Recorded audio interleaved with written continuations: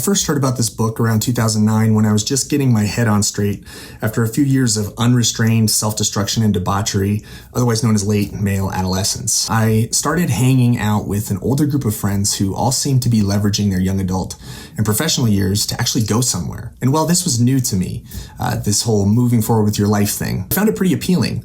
With this new exposure to young and upwardly mobile people, I was also introduced for the first time to books written with the goal of improving or developing the self. These authors seemed to assume the universe was shaped in a way that could be interpreted as good, and that if one conducted themselves appropriately, one could shape their own future in a way that could be interpreted as good. This was quite a shock to a system shaped by minds like Bukowski and Palahniuk, but the old ways never really took me anywhere that anyone would want to go, so I kept an open mind. See, there's some necessary backstory that anyone hearing me review a self-help book needs to be familiar with.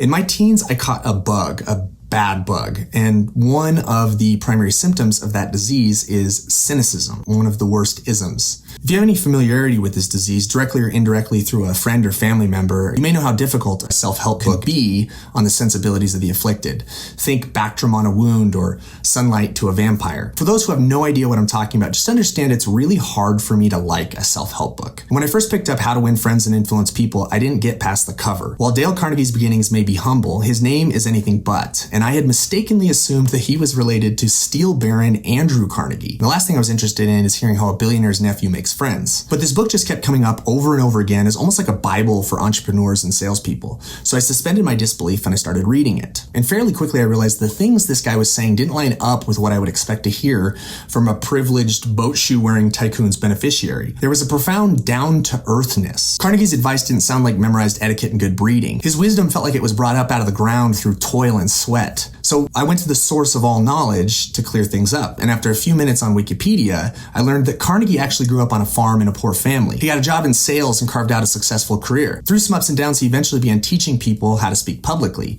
He also began to write. Here's a secret that I will probably catch some flack for saying. Most self-improvement books, especially those geared to salespeople, are really bad, like objectively bad. They're designed to be read in like an hour and can usually be condensed to the back of a cereal box. They tend to be about as deep as a Walgreens Valentine's Day card, and they produce about as much life change. But salespeople are the easiest people to sell to, so the industry is thriving. But if you sift through the chaff, there are a handful of really good self-improvement books out there. And within those few, you can always see the influence of How to Win Friends and Influence People. Fundamentally, what makes this book great among self-improvement literature is the shift in focus away from narcissistic self-aggrandizement and towards an others-centered worldview. This is obviously a better way to think, but magically, it's also a more effective way to build a business in sales or entrepreneurship. Now, nothing that Carnegie says is particularly new or groundbreaking. He basically makes the case that applying ancient interpersonal wisdom is actually a solid way to become successful. Now, I read this during my first week in sales in the midst of a series of intermittent anxiety attacks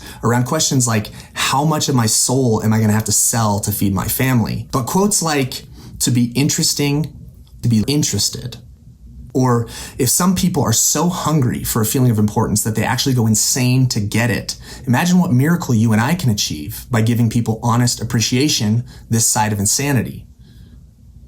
If you're a salesperson, particularly in a field with a bad reputation, you've got to read this book. Or if you hate salespeople, maybe you sigh when they knock on your door or you run when they try to make eye contact, you might consider reading this book to get a different perspective, maybe see how it could or should be done. There's a better way, and How to Win Friends and Influence People is the book that sets the standard.